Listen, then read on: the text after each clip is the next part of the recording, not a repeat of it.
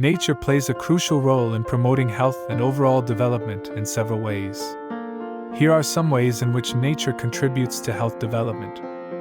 Fresh air and clean environment. Physical activity. Stress reduction. Sunlight and vitamin D. Mental well-being. Connection and social interaction. Restorative effects. Biodiversity and immune system.